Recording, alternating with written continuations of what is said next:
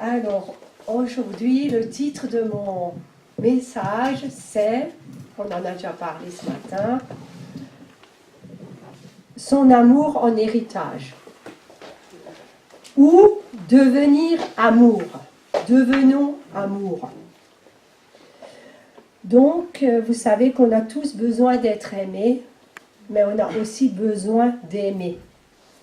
Il y a un chant qui dit « Parlez-moi d'amour, dites-moi des choses tendres ». Je ne suis pas une grande chanteuse, mais la chanson, elle dit ça. Et vous savez, il ne suffit pas d'en parler, mais de le manifester par des actes concrets. Et je remercie vraiment le Seigneur d'avoir reçu la manifestation et la révélation de son amour. Avec le temps qui passe, je me rends compte que c'est important aussi de savoir que Dieu nous aime. Est-ce que vous en êtes convaincus que Dieu vous aime? Amen. Amen. Alors, mais vous êtes tous ici des personnes nées de nouveau. Donc, vous êtes appelés à devenir amour pour les autres. Et la vie, elle passe tellement vite, et quel souvenir laisse votre témoignage? J'ai pensé cette semaine à une de mes tantes qui est décédée et qui m'aimait beaucoup et que j'aimais beaucoup. Et en fait, c'est vrai, je n'ai pas retenu le lieu où elle habite, je n'ai pas retenu la marque de sa voiture qu'elle conduisait, mais j'ai retenu tout l'amour qu'elle a manifesté pour moi. Et l'amour de Jésus, c'est sans doute la plus grande richesse que nous avons. Et si dans votre vie, vous avez des personnes que vous aimez, vous êtes très riche. Et merci Seigneur, parce que je sais aussi que je suis aimée de mes parents, je suis aimée de mon mari, je suis aimée de ma fille, que je suis aimée de mes frères et sœurs. Et aimer, vraiment, si ce mot régissait le monde, ça serait le ciel sur la terre. Ça serait formidable, mais ça, on le vivra là-haut. Et pour aimer, donc, il faut d'abord avoir expérimenté ce que c'est que l'amour du Père céleste. L'amour de Dieu, pour moi, c'est vraiment une révélation. Et je crois que si on ne reçoit pas cette révélation, on ne peut pas vraiment expérimenter que Dieu est amour. Parce que la nature de Dieu, c'est amour. Et quand je me suis sentie aimée et pardonnée par mon Père Céleste, cela a totalement changé et transformé ma vie entière.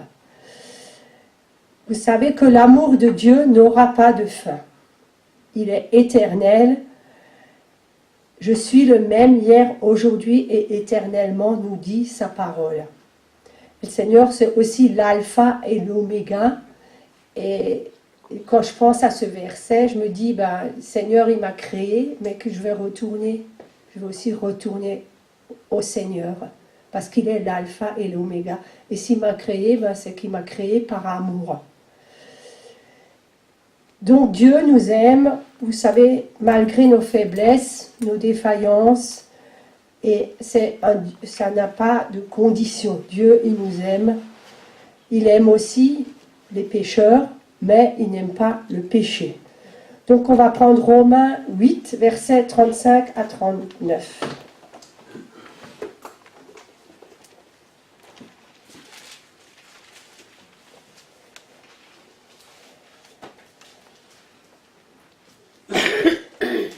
Qui nous séparera de l'amour de Christ? Sera-ce la tribulation ou l'angoisse, ou la persécution, ou la faim, ou la nudité, ou le péril, ou l'épée? Selon qu'il est écrit, c'est à cause de toi qu'on nous met à mort tout le jour, qu'on nous regarde comme des brebis destinées à la boucherie. Mais dans toutes ces choses, nous sommes plus que vainqueurs par celui qui nous a aimés. Quelle bonne nouvelle! Nous sommes plus que vainqueurs par celui qui nous a aimés. Car j'ai l'assurance que ni la mort, ni la vie, ni les anges, ni les dominations, ni les choses présentes, ni les choses à venir, ni les puissances, ni la hauteur, ni la profondeur, ni aucune autre créature ne pourra nous séparer de l'amour de Dieu, manifesté en Jésus-Christ, notre Seigneur. Dieu ne demande Dieu ne demande pas de faire quoi que ce soit pour gagner son amour. Un jour, c'est vrai que j'avais des amies chrétiennes à la maison et une de ces amies, qui était soi-disant spirituelle, me disait toujours: il faut que tu fasses ça, il faut que tu fasses ça, et ci et ça, et là t'en fais trop, et ça tu devrais pas, et voilà.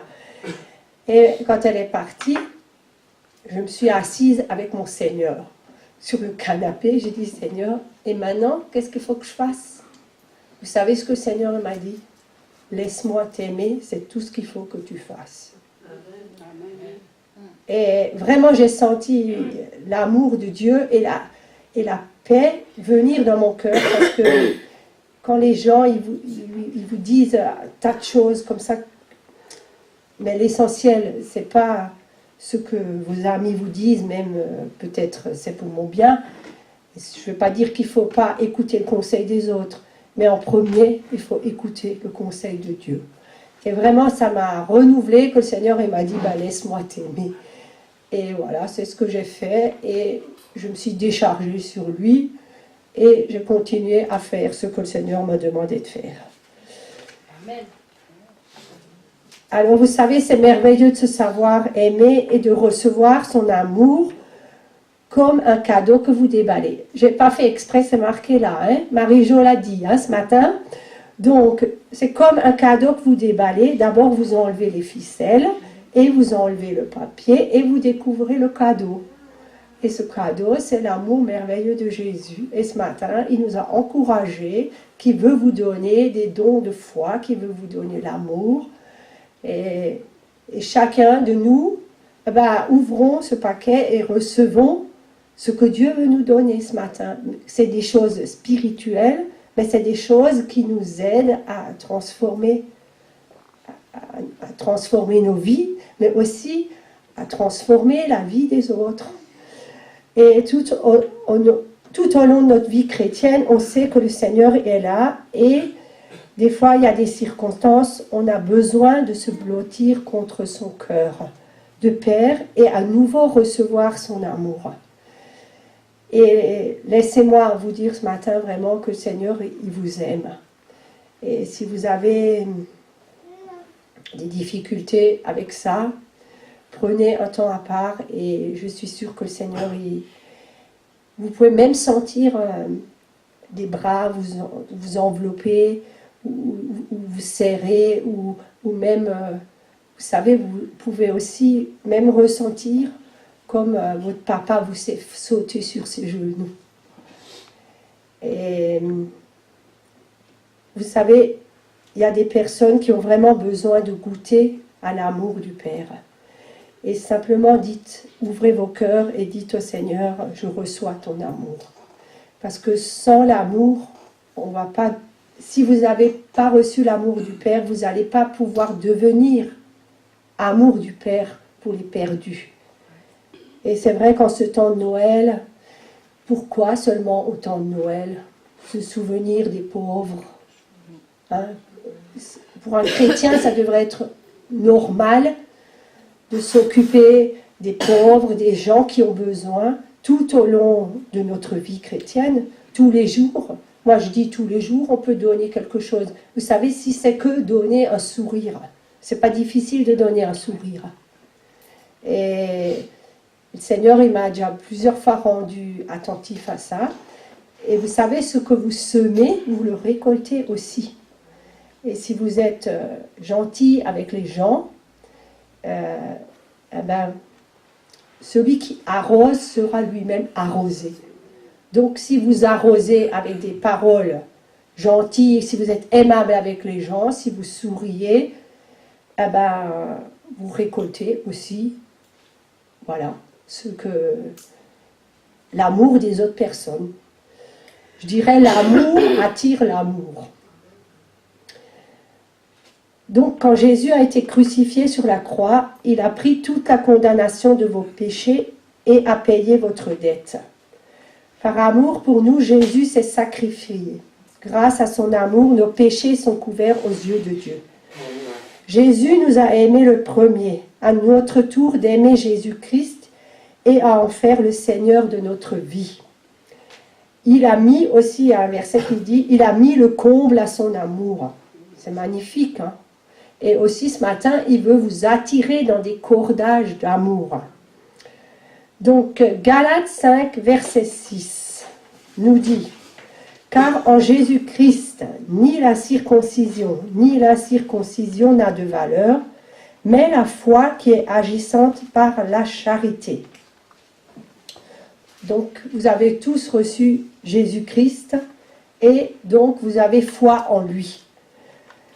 Et la Bible elle nous dit que sans la foi, il est impossible de lui plaire, de plaire à Dieu. Donc, vous avez la foi, mais il est temps d'agir. La foi, vous savez, c'est quelque chose de très important. Et cependant, selon 1 Corinthiens 13, le verset 2, « Quand nous aurions la foi jusqu'à transporter des montagnes, si nous n'avons pas l'amour, nous ne sommes rien. » Vous savez tous ici que la moisson est grande et les champs sont blancs pour la moisson. Ce n'est pas le temps du blé, je sais, mais les champs sont blancs pour la moisson. Et le Seigneur a besoin d'ouvriers. Il a besoin de chrétiens qui s'engagent à développer aussi le caractère de Christ dans leur propre vie. Jean 13, on va lire versets 34 et 35.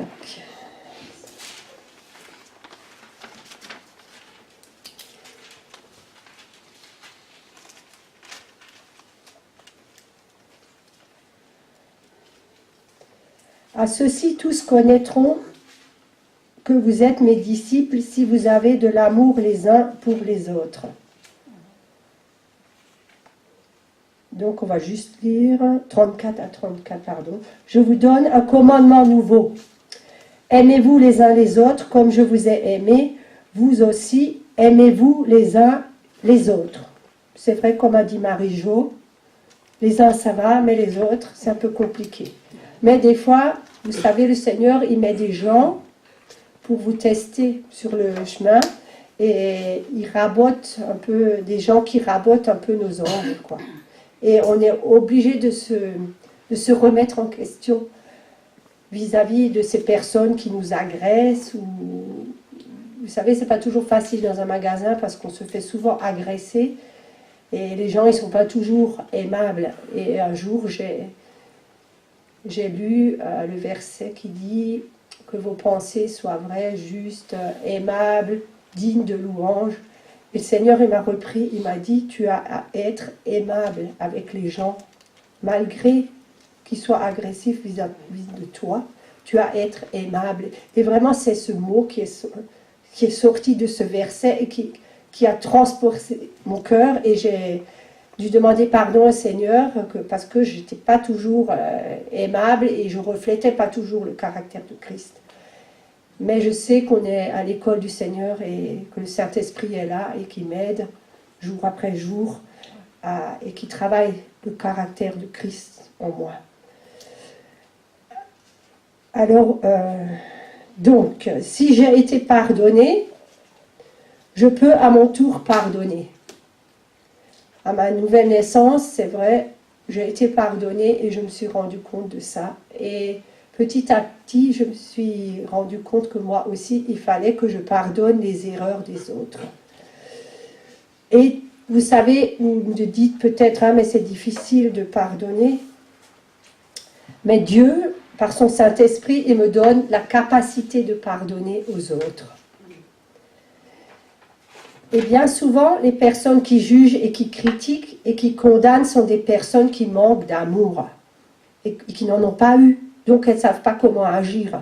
Elles n'ont pas connu l'amour de Dieu, la grâce de Dieu qui a pardonné leurs péchés. Et sans l'amour de Dieu, elles ne peuvent pas aimer leur prochain.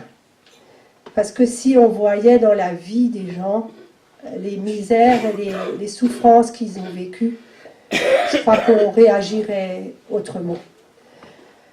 Lorsqu'une personne comprend que Dieu pardonne son péché et qu'il l'a fait par amour, cette personne commence à moins juger son prochain, à moins le critiquer et à plus l'aimer. Elle est plus impatiente envers son prochain, car elle sait que Dieu est patient envers lui. Vous savez, Dieu a de la patience, c'est vrai, avec chacun de nous. Et il n'en a pas fini. Seigneur, donne-moi la patience, mais tout de suite, c'est pas facile. Et on voit aussi les personnes d'un regard nouveau avec les yeux de Dieu. Moi, personnellement, quand je me suis convertie, ma focalisation, l'amour, j'avais envie d'embrasser tout le monde. Parce que, bon, j'ai vécu une conversion petit à petit, mais le jour même de ma conversion, j'avais envie de prendre tout le monde dans mes bras et de les embrasser. Et j'étais tellement joyeuse, parce que je me suis sentie pardonnée. Alors, je vais vous lire le témoignage de Corrie ten Boom, ceux qui ne savent pas ce qu'elle a vécu par rapport au pardon, parce que c'est quelque chose ce témoignage a beaucoup impacté ma vie. Donc, vous pouvez le trouver sur Internet facilement. Corrie ten Boom pardonne à son bourreau. Donc, pour ceux qui ne savent pas qui c'est, au cours de la Seconde Guerre mondiale, Corrie ten Boom, fidèle servante du Seigneur, fut emprisonnée dans un camp de concentration. Un des gardiens fut le bourreau responsable de la mort de sa sœur. Après la guerre, Corrie ten Boom organisa des conférences dans lesquelles elle n'hésitait pas à aborder le sujet sensible du pardon. À la fin de l'une de ces conférences, les gens s'approchaient pour la saluer. Soudain, elle remarqua un homme dans la longue file d'attente. C'était le bourreau qui avait tué sa sœur. Jamais elle n'aurait pu oublier son visage. Pour cet homme, à cette époque, elle n'était qu'une détenue. Visiblement, il ne pouvait se souvenir d'elle.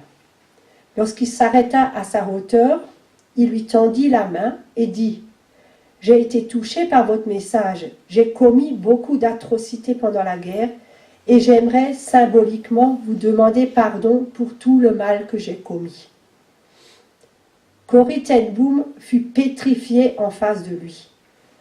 Un terrible combat s'engagea au plus profond d'elle-même. Elle ne devait rien laisser paraître. Elle pria en ces termes. « Seigneur, je ne peux pardonner de moi-même, mais toi, tu peux m'aider.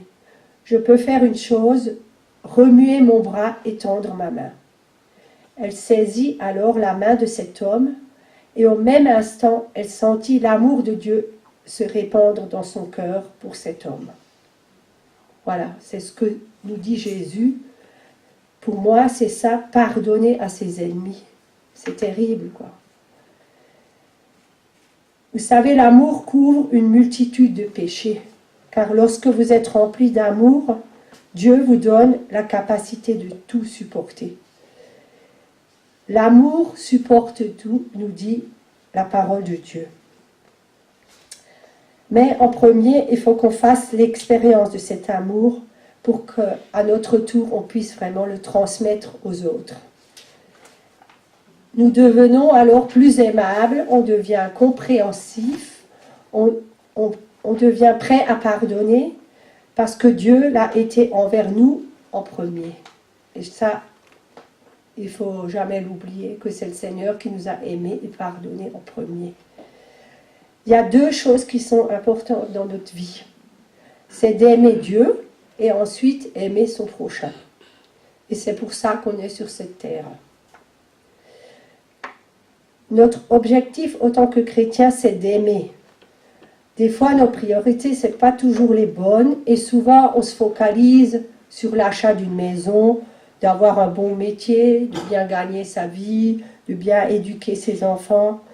Mais Jésus, il nous dit dans Luc 10, le verset 27, « Tu aimeras le Seigneur ton Dieu de tout ton cœur, de toute ton âme et de toute ta force, de toute ta pensée et ton prochain comme toi-même. » Donc, si vous vous aimez vous-même, vous aimez votre prochain.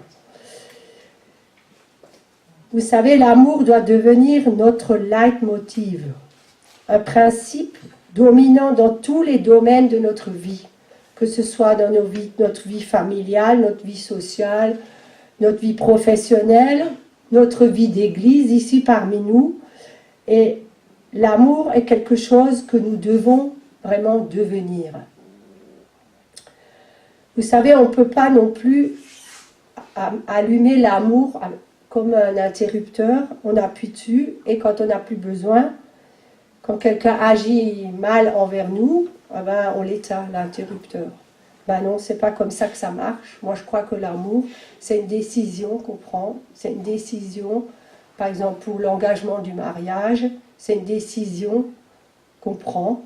Enfin, du moins, moi, c'est comme ça. Je fonctionne. J'ai connu mon mari dans le Seigneur.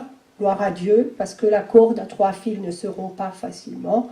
Et j'ai pris la décision d'aimer mon mari toute ma vie, comme le Seigneur me demande de le faire, dans les bons et les mauvais jours.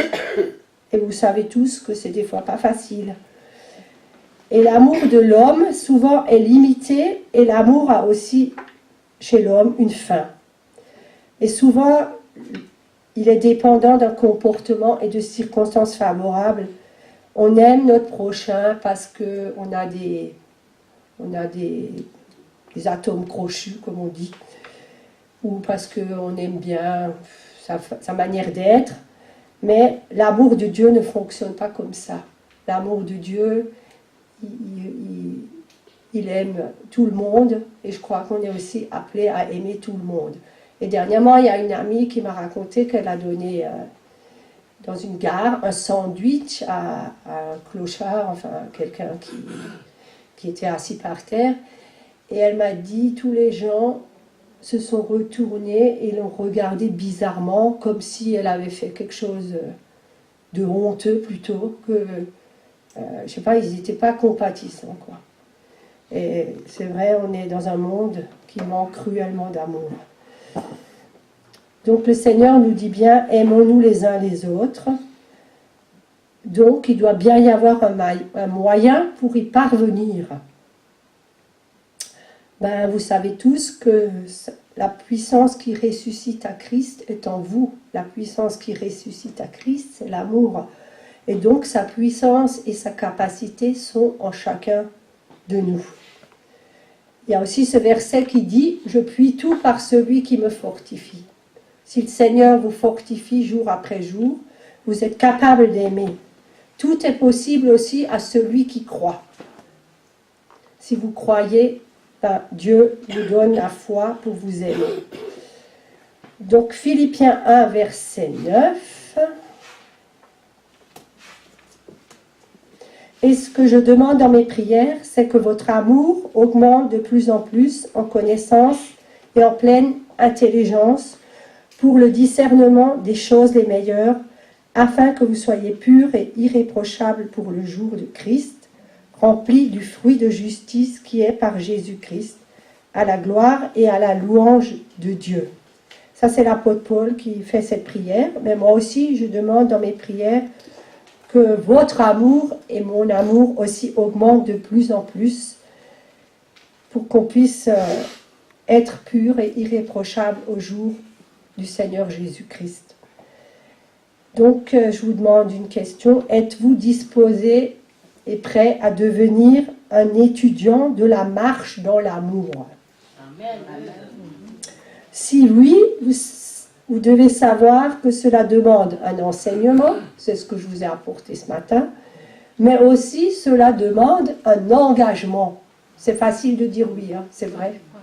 Quand on se marie, c'est facile de dire oui. Mais 30 ans après, je vais vous lire une petite histoire après, c'est plus aussi... Bon, si, mais ça change tout, quoi.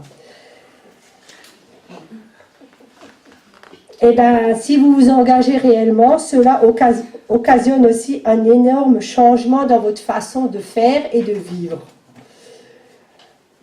Donc, ça change un grand nombre de votre manière d'être, aussi de nos pensées, de notre langage, et nos habitudes, elles doivent changer. 1 Corinthiens 14, le verset 1 dit « Recherchez la charité ». Enfin, ça veut dire l'amour, la charité, pour ceux qui ne savent pas. Autrement dit, nous devons rechercher l'amour de toute notre force et agir comme si nous ne pouvions vivre sans lui. De toute manière, on ne pouvait pas vivre sans amour. Personne ne peut vivre sans amour. Donc, n'oublions pas le rôle du Saint-Esprit qui nous enseigne toutes choses. Soyons aussi renouvelés par l'Esprit dans notre intelligence.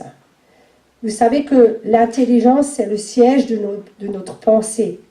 Donc, aimer, c'est un choix qu'on fait, et cela passe par nos pensées. Choisissons d'avoir des bonnes pensées à l'égard des gens qui nous entourent. Et aussi, apprenons à voir les bons côtés des gens, et pas toujours regarder aux choses négatives comme les gens du monde font. Et aussi, à des fois taire notre bouche, parce que c'est du cœur que viennent nos mauvaises paroles. Et si vous ne vous sentez pas trop capable, la parole de Dieu, elle dit « Demandez et vous recevrez ». Donc, demandez l'amour à Dieu si vous n'en avez pas, ou si vous êtes dans une situation difficile et que si vous ne savez pas comment aimer la personne. Et ce matin, j'ai lu dans sa parole pour aujourd'hui, et Joyce Meyer, elle raconte une petite histoire par rapport à demander et vous recevrez. Donc, quand vous allez au restaurant, vous passez commande à la serveuse. Et elle dit que c'est comme si vous allez au restaurant et vous dites à la serveuse, sans avoir commandé, emmenez-moi mon plat. La serveuse, elle ne sait pas. Donc, commandez au Seigneur de l'amour et le Seigneur vous donnera. Parce que je crois qu'il est fidèle et ce qu'on lui demande, si c'est ce genre de choses, il ne va pas nous le refuser. Alors la parole de Dieu, ça je vous ai dit, demandez, vous recevrez, et le Seigneur va à nouveau vous remplir. Aussi, ce que vous semez, vous le récolterez. Ça, vous le savez tous, si vous récoltez le bien, si vous semez le bien, vous récolterez le bien. Mais si vous semez le mal, vous récoltez aussi le mal. Donnez et on vous donnera. Et cela, c'est vrai dans tous les domaines. Si vous donnez de l'amour, vous en recevez. Et aussi un verset qui dit, vous avez reçu gratuitement, donnez gratuitement. Le Seigneur nous a aimés gratuitement, sans condition. Donc, donnons gratuitement de l'amour. Et j'ai aussi lu, pour terminer, je vais vous lire une petite pensée qui est dans la parole du jour. Donc, si vous pensez ne pas être à la hauteur pour faire de grandes choses, tâchez d'en faire des petites de tout votre cœur. Et je trouvais ça très joli parce que de tout votre cœur, ça représente l'amour. Donc, dans votre vie de tous les jours, commencez à faire des petites choses, mais faites-les avec amour. Et la petite histoire pour terminer, bon, c'est un peu pour les gens mariés, mais je trouvais ça va certainement vous faire sourire. Il y en a certaines qui l'ont déjà lu ici. Donc, une des meilleures définitions de l'amour se trouve sous la plume de l'apôtre Paul. Peu importe ce que je dis, ce que je crois et ce que je fais, si je n'ai pas l'amour, cela ne me sert de rien. L'amour est patient, l'amour est serviable, il n'est pas envieux, l'amour ne se vante pas, il ne s'enfle pas d'orgueil, il ne fait rien de malhonnête, il ne cherche pas son intérêt, il ne s'irrite pas, il ne médite pas le mal, il ne se réjouit pas de l'injustice, mais il se réjouit de la vérité. Il pardonne tout, il croit tout, il espère tout, il supporte tout. L'amour ne succombe jamais. Alors, une petite histoire. John et Marie sont mariés depuis 50 ans. Le soir, dans leur lit, la femme murmure. « Quand on était jeune, tu aimais me tenir la main. » Un peu contrarié, John cherche lentement les doigts de Marie, qui rajoute « Quand on était jeune, tu aimais te serrer contre moi. » Tant bien que mal, la vieille carcasse de jaune se tordit pour se blottir contre Marie qui insiste. Quand on était jeune, tu aimais me mordiller l'oreille. John fait brusquement voler la couette et sort hors du lit. Affolée, Marie demande « Mais qu'est-ce que tu fais ?»« Je vais chercher mes dents. » grommela-t-il. Alors, mordier, j'arrive même pas à dire. Alors, mordier une oreille en pleine lune de miel est une chose. Le faire des années plus tard, lorsque cette oreille porte un appareil auditif, que l'air embaume le Vicks Vaporub et qu'il faut se lever pour aller chercher ses dents, ça, c'est de l'amour. Voilà.